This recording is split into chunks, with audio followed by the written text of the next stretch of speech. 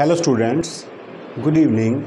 Welcome to next lecture of chemical bonding and molecular structures. अब क्या बचा इस लेसन में, इस यूनिट में हम केमिकल बॉन्डिंग की वैलेंस बॉन्ड थ्योरी डिस्कस कर चुके। उसके बेसिस पे आपने कंपाउंड्स की फॉर्मेशन भी एक्सप्लेन करी, like methane molecule, ethane, ethene, ethyne, formaldehyde and many other molecules also. अब प्रॉब्लम ये है कि this theory well explained bonding up to large extent, but still there are सम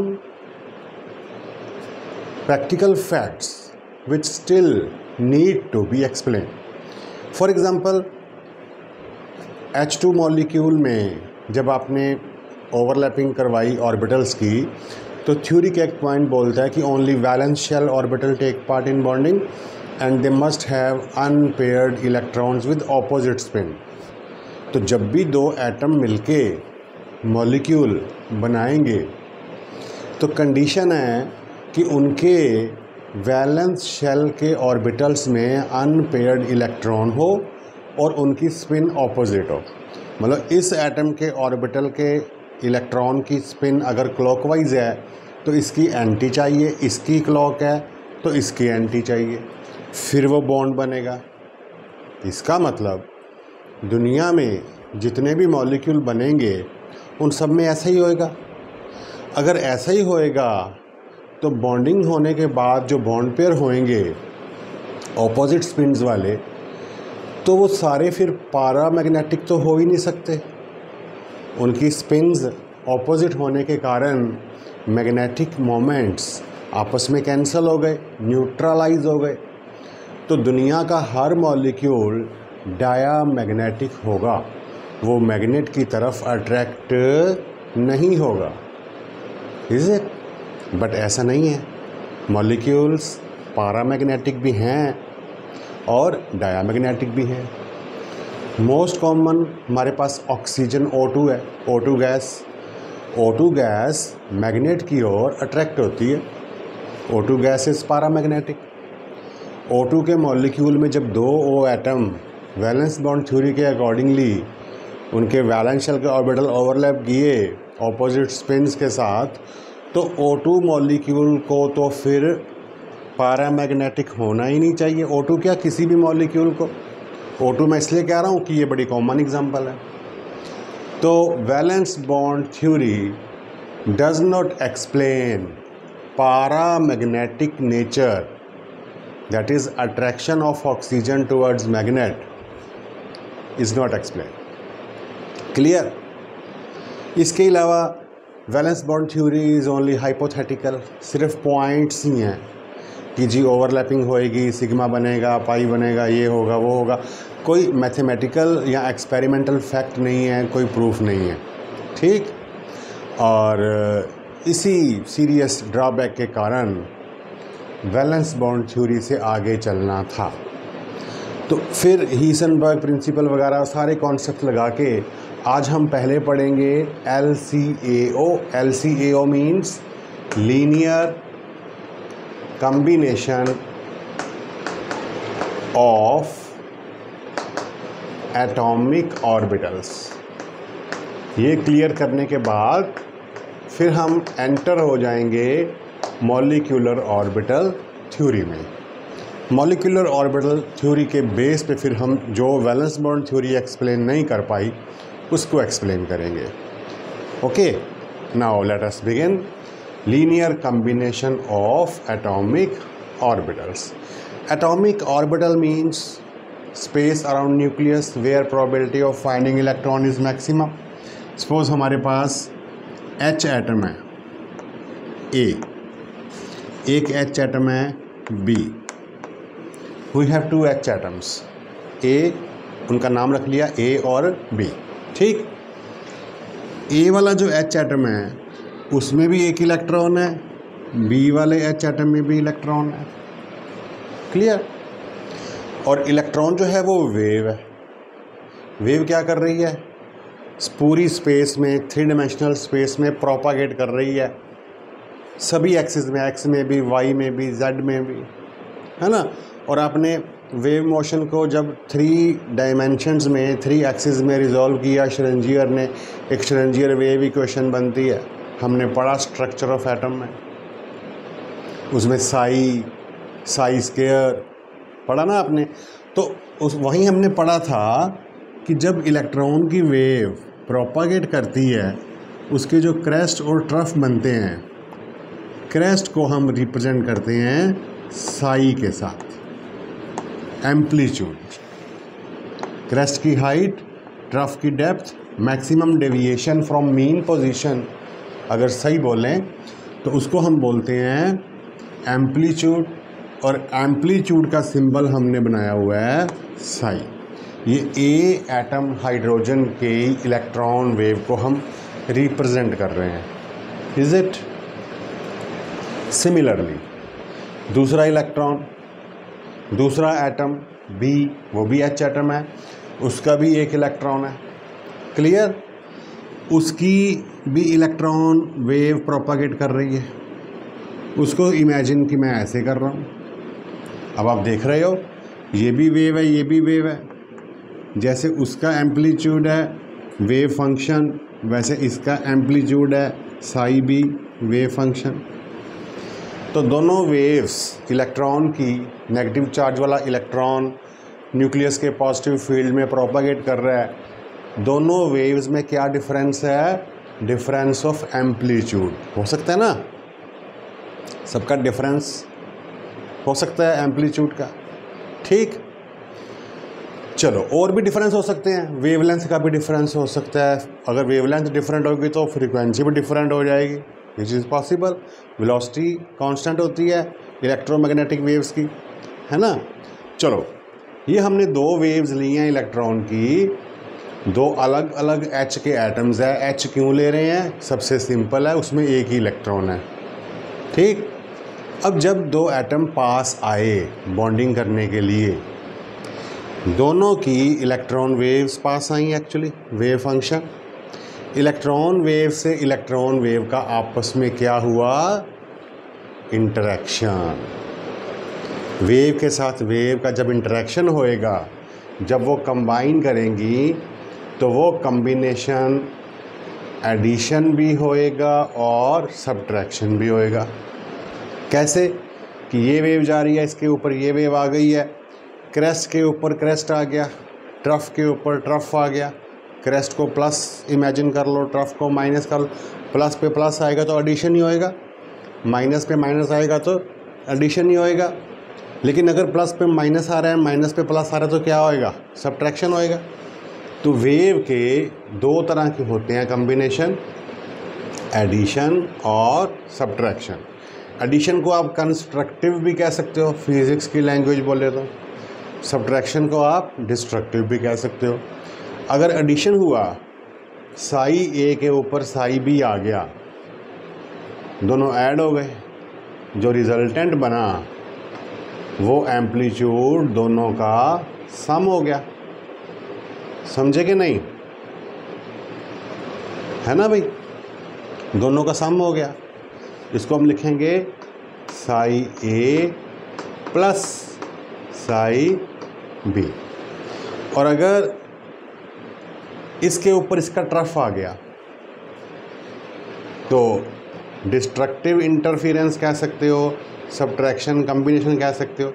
ये जो चीज़ है रिजल्टेंट बना जो, ये क्या है? Psi A minus psi B, ठीक है। This is addition combination.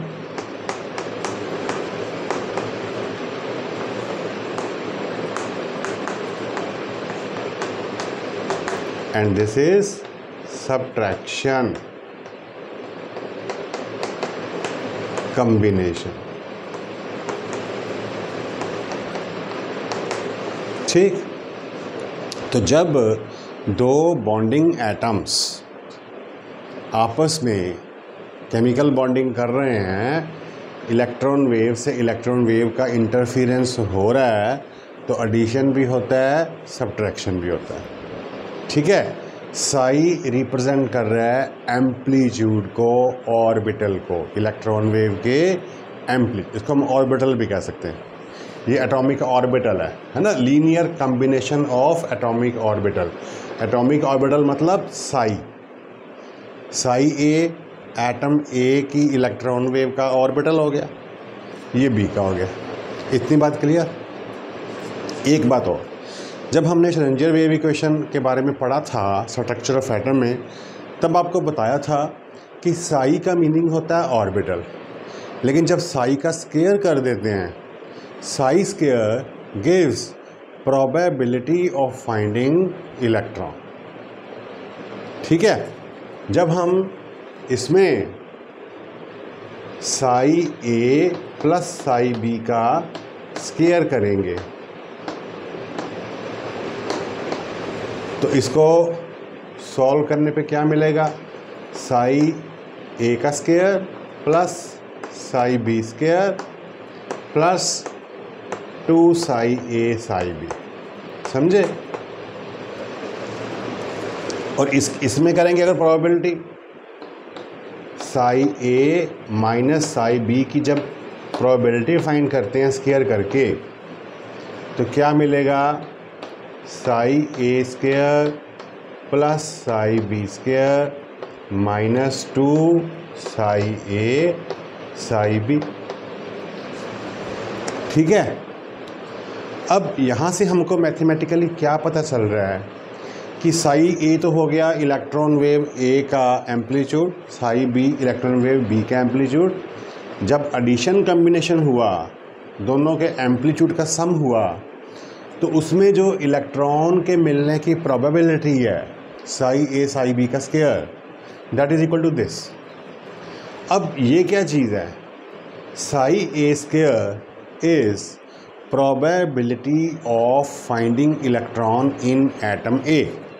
जब एटम ए अकेला है तो उसके अंदर इलेक्ट्रॉन मिलने की प्रोबेबिलिटी साई ए स्क्वायर है। In same manner psi B square is probability of finding electron in atom B, and this thing is what, this is probability of finding electron in their addition combination. और आप देख रहे हो कि this is equal to this plus this plus this, मतलब ये add करना पड़ता है तो ये दोनों का सम इसके इक्वल होता है। इसका मतलब कि साई ए प्लस साई बी का स्क्वायर जो है वो इन दोनों के सम से ग्रेटर है। अगर मैं ये हटा दूं तो फिर तो ये इक्वल नहीं होंगे, ये चीज़ ज़्यादा हो गई, बड़ी हो गई। तो what is it is saying, it means probability of finding electron in addition combination is more than probability of finding electron in atom A and atom B। मतलब A का इलेक्ट्रॉन और B का इलेक्ट्रॉन अपने अपने atom में मिलने के chances कम हैं और दोनों के एडिशन कॉम्बिनेशन में मिलने की प्रोबेबिलिटी ज़्यादा है, because they are happy there. Simple words में कि इलेक्ट्रॉन एडिशन कॉम्बिनेशन में रह के खुश है क्योंकि वो वहाँ पे स्टेबल है। क्यों स्टेबल है? क्योंकि उसकी एनर्जी कम हुई है, इसलिए वो वहाँ रहना चाहता है, वहाँ उसकी प्रोबेबिलिटी बढ़ गई है। तो एडिशन कॉम्बिनेशन में इलेक्ट्रॉन के मिलने की प्रोबेबिलिटी क्यों बढ़ गई है? बिकॉज उसकी स्टेबिलिटी बढ़ गई है और उसकी एनर्जी कम हो गई है। Okay, it is now similarly इसको आप अब खुद समझ सकते हो। इंडिविजुअल एटम्स में प्रोबेबिलिटी से सब्ट्रैक्शन में प्रोबेबिलिटी कम है या ज़्यादा है? इन दोनों के सम से ये सब्ट्रैक्ट करेंगे तो इक्वल होएगा। इसका मतलब कि इन दोनों का सम इससे बड़ा है ना भाई। तो probability of finding electron in subtraction combination is lesser than probability of finding electron in atom A and atom B. मतलब इस सिचुएशन में जो इलेक्ट्रॉन्स हैं ना, वो अपने अपने एटम में रहना ज़्यादा पसंद करते हैं दोनों के सब्ट्रैक्शन में रहना वो पसंद नहीं करते, कहते नहीं हमको नहीं चाहिए, हम यहीं खुश हैं। क्यों? क्योंकि सब्ट्रैक्शन में उसकी स्टेबिलिटी कम होएगी, क्योंकि उसकी एनर्जी बढ़ रही है, बढ़ती होगी। Is it? इसलिए जब एडिशन कॉम्बिनेशन होता है तो उसको हम बोलते हैं बॉन्डिंग, कि बॉन्डिंग हो रही है जी, खुश हैं वो दोनों मिलके। और जब होता है सब्ट्रैक्शन उसको हम बोलते हैं एंटी बॉन्डिंग। क्या बोलते हैं? Anti bonding. अब 3 वर्ड्स हो गए, एडिशन कॉम्बिनेशन, बॉन्डिंग कहो, या इसको बोलते हैं कंस्ट्रक्टिव इंटरफेरेंस ऑफ वेव्स। ये कंस्ट्रक्शन हो रहा है, कंस्ट्रक्टिव हो रहा है, ये डिस्ट्रक्टिव है, डिस्ट्रक्टिव हो रहा है ये। तो जब भी वेव्स आपस में, 2 एटम्स हैं, दूर दूर हैं, दोनों में इलेक्ट्रॉन्स हैं, इलेक्ट्रॉन्स वेव्स हैं, जब एटम पास आए कंबाइनिंग करने जा रहे हैं तो वेव्स के साथ वेव्स का क्या होता है? इंटरफेरेंस। कंस्ट्रक्टिव भी होता है, डिस्ट्रक्टिव भी होता है। कंस्ट्रक्टिव में एनर्जी कम होती है, स्टेबिलिटी बढ़ती है, एंड वाइस वर्सा। अब इसी चीज़ को हम एटॉमिक ऑर्बिटल्स की शेप्स के साथ समझने की कोशिश करते हैं ताकि हम मॉलिक्यूलर ऑर्बिटल थ्योरी में पहुंच जाएं। ठीक है? तो try to understand.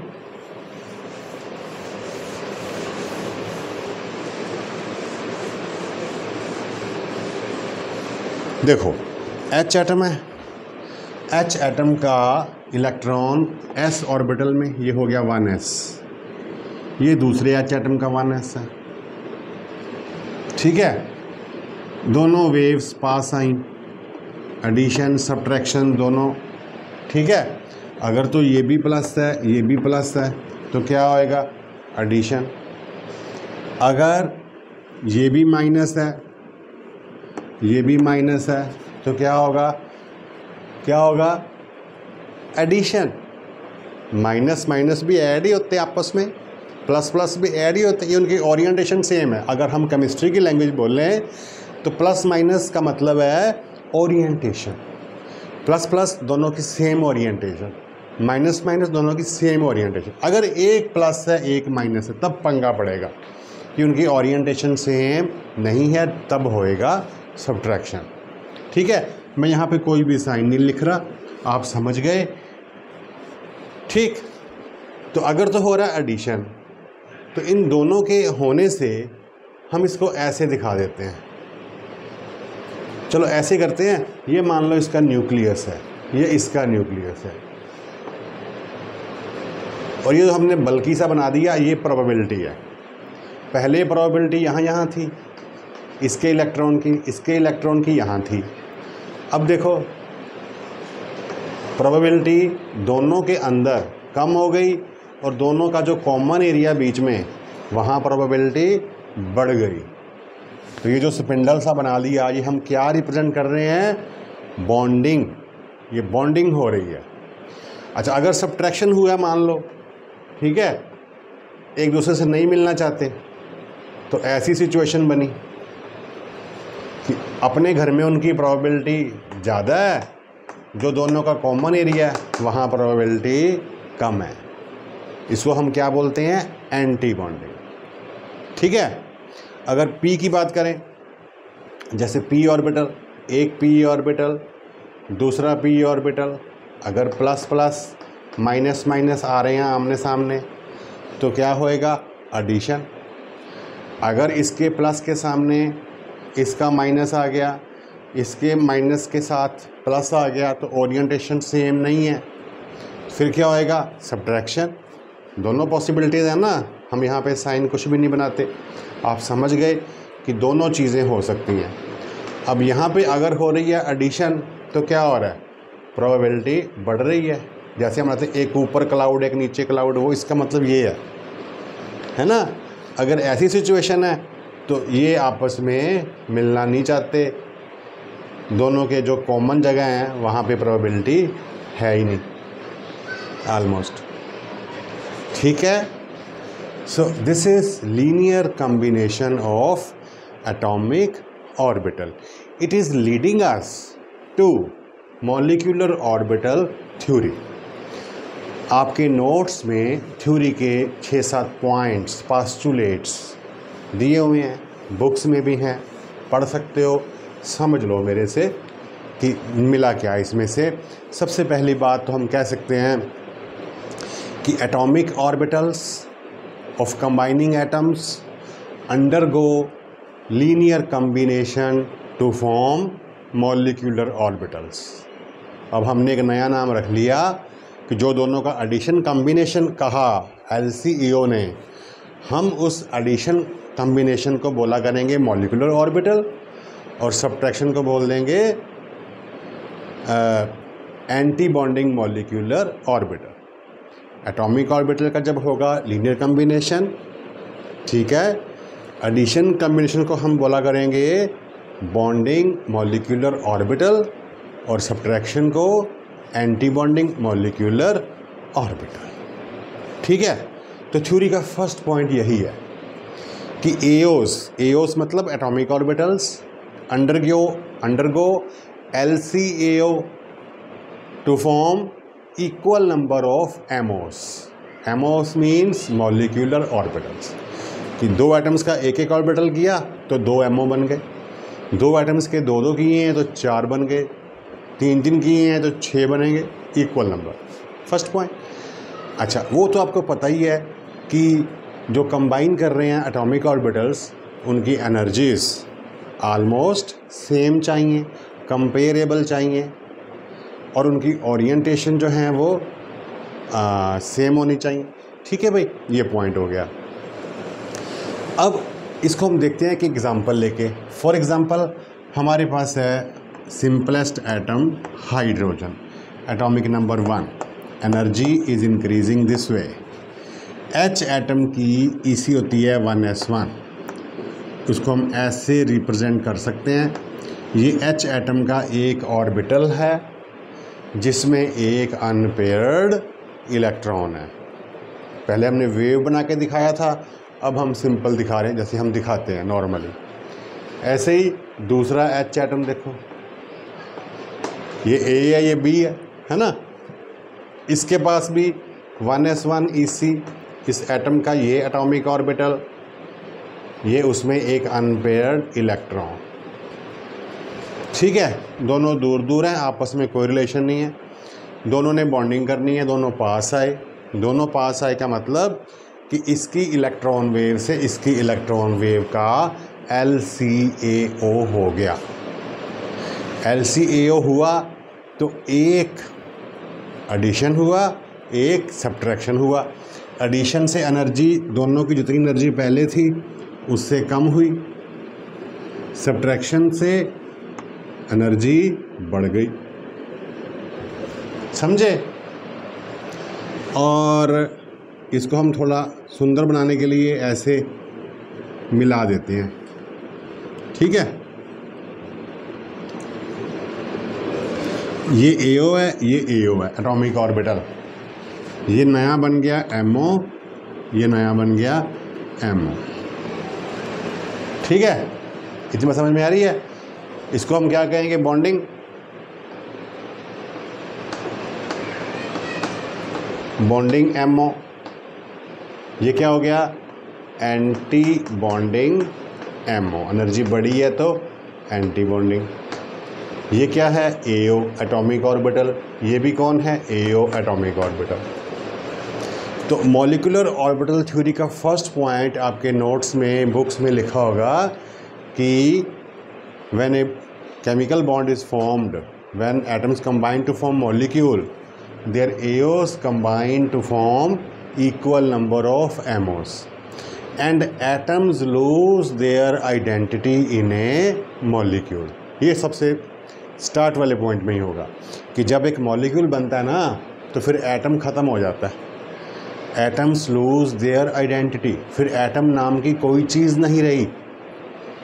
Valence bond theory से इसी बात पे ये थ्योरी डिफरेंट है। वैलेंस बॉन्ड थ्योरी कहती है कि only valence shell orbitals take part in bonding, अंदर वालों का कोई काम नहीं है। बट ये थ्योरी कहती है कि जब दो एटम मिल गए हैं, मॉलिक्यूल बन गया है, तो उनके न्यूक्लियस भी मिल गए, इकट्ठे हो गए, सेंटर में बैठ गए इकट्ठे हो गए, और उनके सारे एटॉमिक ऑर्बिटल भी मिल गए, 1s से 1s, 2s से 2s, 2p से 2p, 3s से 3s, 4s से 4s। तो सभी कंपेरेबल एनर्जीज वाले ऑर्बिटल्स आपस में मिक्स हो गए हैं, एओस LCAO करके एमओस बन गए हैं, और सभी के न्यूक्लियस, सभी के न्यूक्लियाई, है ना, जैसे यहाँ पे हम 2 एटम ले रहे हैं, दोनों का न्यूक्लियस पहले क्या था, इसका न्यूक्लियस इसको कंट्रोल कर रहा है, उसका उसको। अब दोनों के न्यूक्लियाई मिलके दोनों इलेक्ट्रॉन्स को कंट्रोल करेंगे। अगर किसी मॉलिक्यूल में 7 एटम्स हैं, 5 एटम्स हैं, तो सभी एटम्स के न्यूक्लियाई मिलके सभी के, मतलब अब एटम नहीं रहा। जैसे रेड कलर और येलो कलर मिक्स कर दें हम, हिला दें अच्छी तरह से उसको, अब जो बना क्या वो रेड होगा, क्या वो येलो होगा, वो कोई नई चीज़ बन गई ना। सिमिलरली जब 2 एटम ने मिलके मॉलिक्यूल बना लिया तो अब एटम नहीं है वो, अब एक नई चीज़ बन चुकी है वो मॉलिक्यूल। ठीक है, तो एटम्स एओस मिलके बन गए एमओस। ये एक कंडीशन है कि एमओस उतने ही बनेंगे जितने एओस हैं, और उनमें से आधे होंगे बॉन्डिंग के, आधे होंगे एंटी बॉन्डिंग के। ठीक है, अच्छा अब ये चीज़ ख़त्म हो गई, एओ ख़त्म हो गए। Now these electrons are redistributed in MOs. ये इलेक्ट्रॉन कहाँ जाएंगे अब, मॉलिक्यूलर ऑर्बिटल्स में। एंड वही 3 रूल इसी के जो हम एटम्स में फॉलो करते हैं यहाँ पे भी फॉलो किए जाएंगे। कौन कौन से 3 rule, Aufbau principle, Pauli's exclusion principle और हर्ट्ज़ रूल। ठीक है, अब ये दोनों इलेक्ट्रॉन हैं हमारे पास, एओ ख़त्म हो गए। जैसे समझ लो कि इनके घर टूट गए, ये बाहर खड़े हैं सड़क पे, नए घर बन गए हैं, इनको देने हैं। तो सबसे पहले प्रिंसिपल कौन सा फॉलो करेंगे, ऑफ-बाउ, कि इलेक्ट्रॉन्स आर फिल्ड इन, वहाँ पे था एटॉमिक ऑर्बिटल, यहाँ बन गया molecular orbital, in increasing order of their energies. अब सबसे पहले इलेक्ट्रॉन किसको देंगे, जिसकी एनर्जी सबसे कम है एमओज में। अब आप देख के बताओ कि इन दोनों में से एनर्जी कम किसकी है, इसी की है। और इसको इलेक्ट्रॉन्स कितने देने हैं, Pauli's exclusion principle, an orbital can not accommodate more than 2 electron. इसमें 2 आ सकते हैं, इलेक्ट्रॉन भी 1 + 1 2 हैं, तो दोनों इलेक्ट्रॉन हमने इसको दे दिए और स्पिन रखी हमने ऑपोजिट। ये भी पॉलिस का प्रिंसिपल एक्सक्लूशन कि स्पिन ऑपोजिट रहेगी। ठीक है, 2 इलेक्ट्रॉन थे, दोनों दे दिए। ये एंटी बॉन्डिंग एमओ के लिए कुछ बचा ही नहीं इलेक्ट्रॉन, इट इज़ वैकेंट, खाली है ये, नो प्रॉब्लम। तो मतलब अब ये चीज़ नहीं है दुनिया में, ये है। जैसे इसका नाम था 1s, इसका भी कोई नाम होगा, है ना। इसका नाम क्या रखें, जब s के साथ s ओवरलैपिंग करता है वैलेंस बॉन्ड थ्योरी में, कौन सा बॉन्ड बनता है, सिग्मा। तो वहीं से हमने लेके क्लू इसका नाम रख लिया सिग्मा 1s। इसको बोलते हैं सिग्मा बॉन्डिंग 1s। ठीक है, और इसका नाम क्या रखते हैं, इसको हम बोलते हैं sigma anti bonding 1s। Show कैसे करते हैं, ऊपर एक स्टार एस्टेरिक लगा देते हैं, सिग्मा स्टार 1s, यानी कि सिग्मा एंटी बॉन्डिंग 1s। ये जो डायग्राम बन गई है, इस डायग्राम को हम बोलते हैं H2 मॉलिक्यूल की मॉलिक्यूलर ऑर्बिटल डायग्राम। ये हमने एमओ डायग्राम बना दी, किसकी, H2 मॉलिक्यूल की। समझ रहे हो, ये H2 मॉलिक्यूल की एमओ डायग्राम बन चुकी है। ये हमको क्या बता रही है कि AOs are undergoing LCAO and forming equal number of MOs. Bonding MO has lesser energy, more probability and more stability. Anti-bonding MO has higher energy, lesser stability and lesser probability of finding electron than atom. Clear? तो ये H2 molecule की ammo diagram बन गई। अब हमसे कोई पूछे कि H2 मॉलिक्यूल की इलेक्ट्रॉनिक कॉन्फ़िगरेशन क्या होएगी, EC ऑफ H2 मॉलिक्यूल, तो आप बता सकते हो। तो H2 मॉलिक्यूल की EC क्या है? Sigma 1s। उसमें इलेक्ट्रॉन कितने हैं? 2। ये तो खाली है, खाली हम लिखते नहीं होते नॉर्मली। तो बस this is EC of H2 molecule. H atom की EC क्या होती है? 1s1। H2 मॉलिक्यूल की क्या होती है? Sigma 1s2। सिग्मा मतलब बॉन्डिंग, सिग्मा बॉन्डिंग 1s2। आई बात समझ में? ठीक है। तो this is it, this is molecular orbital diagram of H2 molecule. ठीक, तो अब देखो यहाँ पे हमने वैलेंस बॉन्ड थ्योरी की तरह इन दोनों इलेक्ट्रॉन्स को अनपेयर्ड नहीं किया, सॉरी अनपेयर्ड कह रहा हूँ, हमने इनको वो नहीं किया ऑपोजिट स्पिन, है ना। इस थ्योरी का ऐसा कोई पॉइंट नहीं कि स्पिन ऑपोजिट हो, अनपेयर्ड इलेक्ट्रॉन हो, नो। पेयर्ड हो, अनपेयर्ड हो, ऑपोजिट स्पिन ना हो, नो प्रॉब्लम। सेम स्पिन थी इनकी, यहाँ पे तो ऑपोजिट होएगी होएगी, पालिस रूल लगेगा जब दोनों एक ही ऑर्बिटल में बैठेंगे, एक ही एमओ में बैठेंगे। बात समझ में आई? अच्छा, वैलेंस बॉन्ड थ्योरी की एक प्रॉब्लम और थी कि वो H2 प्लस, H2 माइनस और ऐसी और बहुत सारी आयनिक स्पीसीज़ होती हैं, वो भी एग्जिस्ट करती हैं दुनिया में, उनकी फॉर्मेशन एक्सप्लेन नहीं करती। ठीक है, अभी हम डिस्कस करते हैं। पहले हम यहाँ पे एक चीज़ और कर लें, वो ये है कि इस एमओ डायग्राम से एक हमको बॉन्ड ऑर्डर भी पता चल जाता है। बॉन्ड ऑर्डर क्या होता है? आपने पढ़ा था बॉन्ड पैरामीटर्स में। बॉन्ड ऑर्डर होता है number of bonds between 2 atoms, है ना। 2 एटम्स में कितने बॉन्ड हैं? 1 2 3। फ्रैक्शन भी हो सकता है, जब फ्रैक्शन तो वहाँ रेजोनेंस है, पढ़ा आपने। ठीक, बॉन्ड ऑर्डर कैसे करते हैं calculate? Bond order is equal to NB minus Na/2। ठीक है, NB क्या चीज़ है? Number of electrons in bonding MO. Na is number of electrons in anti bonding MO. जब एमओ डायग्राम बनाओगे किसी मॉलिक्यूल की, बॉन्डिंग में भी इलेक्ट्रॉन जाएंगे, एंटी बॉन्डिंग में भी जाएंगे, सारे काउंट करोगे, बॉन्डिंग में कितने गए माइनस, एंटी बॉन्डिंग में कितने गए उसका हाफ कर दो, that is called bond order. और उससे आपको पता चलेगा काफ़ी कुछ। ठीक है, जैसे इस मॉलिक्यूल का अगर बॉन्ड ऑर्डर करें कैलकुलेट, तो बॉन्डिंग में कितने गए 2, एंटी में कितने गए कोई भी नहीं, अपॉन 2 क्या आ गया 1। It shows that there is single bond between 2 H atoms. ठीक है भाई, अगर 2 आता तो डबल बॉन्ड है, 1.5 आता तो रेजोनेंस है डबल और सिंगल के बीच में, फिर हमको एक से ज़्यादा उसकी स्ट्रक्चर्स बनानी पड़ती। बात समझ में आ रही है? अच्छा, और हमको क्या पता चलता है कि किसी भी एमओ में कोई भी अनपेयर्ड इलेक्ट्रॉन नहीं है, ये दोनों पेयर्ड हैं। जब इलेक्ट्रॉन पेयर हो जाते हैं, स्पिन्स न्यूट्रलाइज हो जाती हैं, तो वो मॉलिक्यूल फिर मैग्नेट की तरफ अट्रैक्ट नहीं होता। It means this molecule is diamagnetic.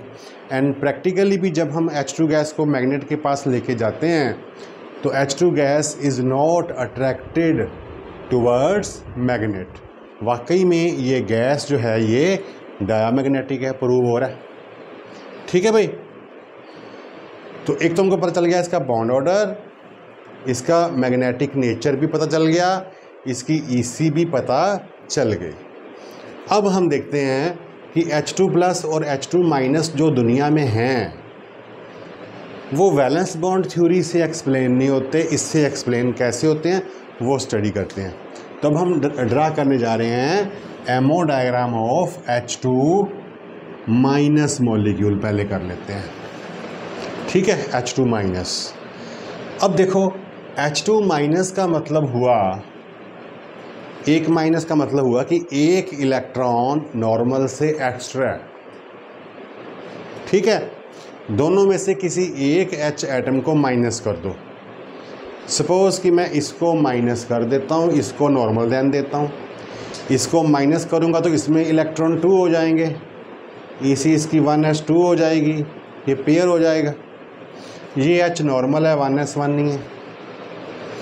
अब ये इसके साथ LCAO कर रहा है, करता है। एक ऑर्बिटल ये है AO, एक ये है, दो नए बने MO, एक बॉन्डिंग सिग्मा बॉन्डिंग 1s, एक सिग्मा एंटी बॉन्डिंग 1 है। अब इलेक्ट्रॉन इनमें आएंगे। इलेक्ट्रॉन कितने हैं अब? 2 and 1 3।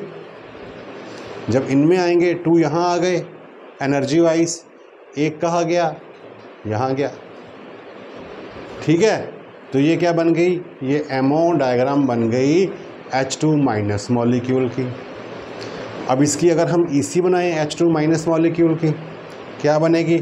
Sigma 1s2 lesser then, energy कम है इसकी, उसकी ज़्यादा है, सिग्मा स्टार या सिग्मा एंटी बॉन्डिंग 1s1, ठीक है भाई। ये H2 माइनस मॉलिक्यूलर आयन की इलेक्ट्रॉनिक कॉन्फ़िगरेशन बन गई। अब इसका बॉन्ड ऑर्डर निकालते हैं। बॉन्ड ऑर्डर क्या होता है?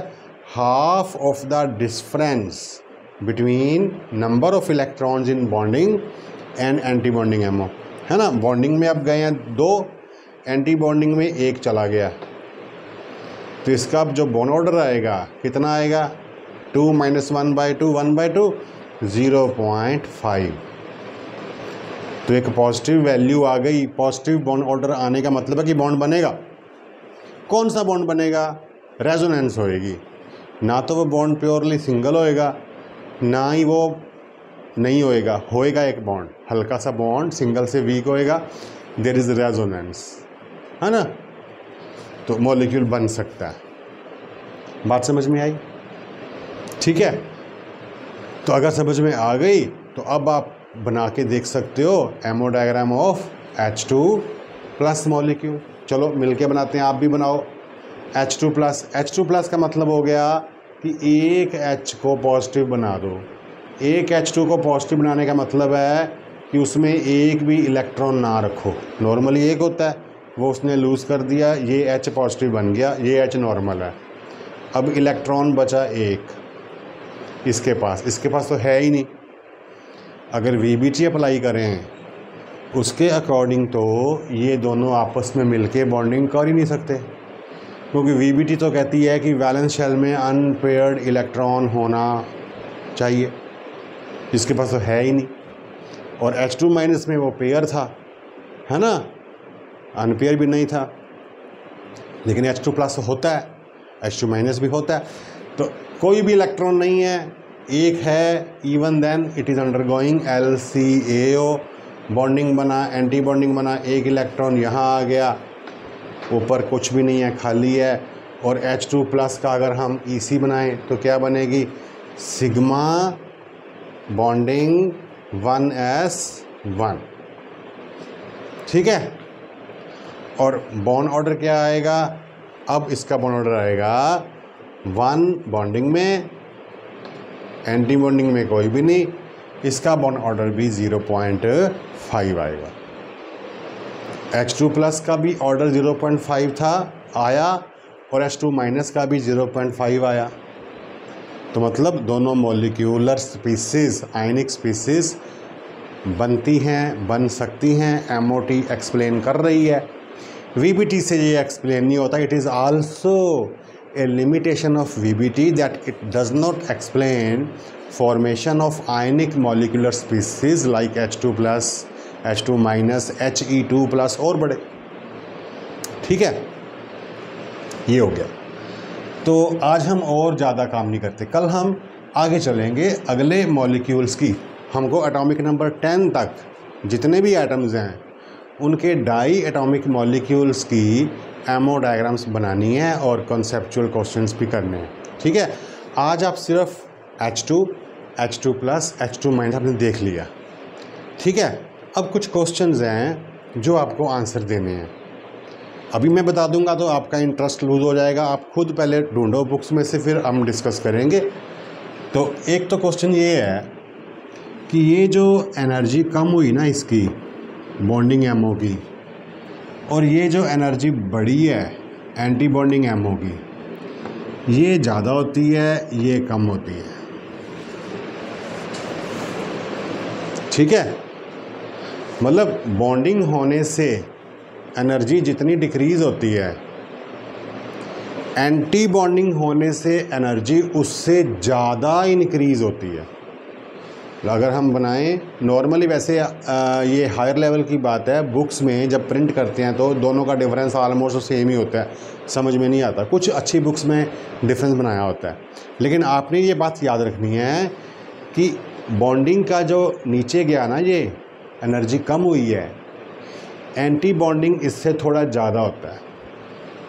मतलब anti bonding MOs are more anti bonding than bonding MOs are bonding. समझे? बॉन्डिंग होने से एनर्जी कम होएगी तो बॉन्डिंग होएगी, बढ़ेगी तो एंटी बॉन्डिंग होएगी। कम जितनी होती है बढ़ती उससे ज़्यादा है। मतलब anti bonding MOs are more anti bonding than bonding MOs are bonding. Why? ये मेरा पहला क्वेश्चन, कि मैं कह रहा हूँ कि ये कम होती है, ये ज़्यादा होती है, क्यों? सोचना, ढूंढना, बुक्स में से डिस्कस करना। ओके, ये फर्स्ट क्वेश्चन मेरा।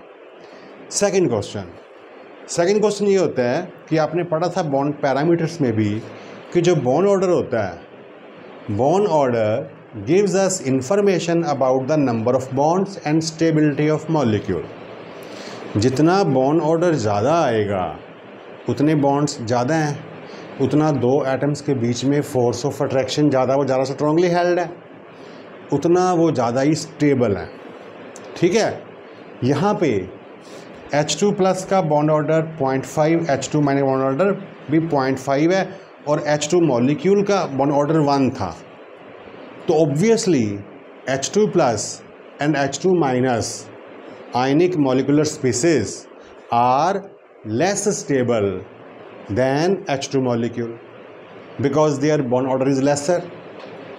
Okay, but आपस में if we compare H2+ and H2-, इन दोनों में से किसकी स्टेबिलिटी ज़्यादा होगी या कम होगी या सेम होगी? क्योंकि दोनों का बॉन्ड ऑर्डर सेम है 0.5, तो दोनों की स्टेबिलिटी सेम होनी चाहिए। Is it? बट ऐसा नहीं होता, दोनों में से एक थोड़ा ज़्यादा स्टेबल है दूसरे से। अब आपको बताना है कि इन दोनों में से कौन ज़्यादा स्टेबल है और क्यों। From H2+ and H2- both have bond order 0.5, which is more stable and why? एक ये ढूंढो बुक्स में से। चलो इतना काम आज करते हैं, and tomorrow we shall deal with ammo diagrams of next molecules. Till then, goodbye. Thank you.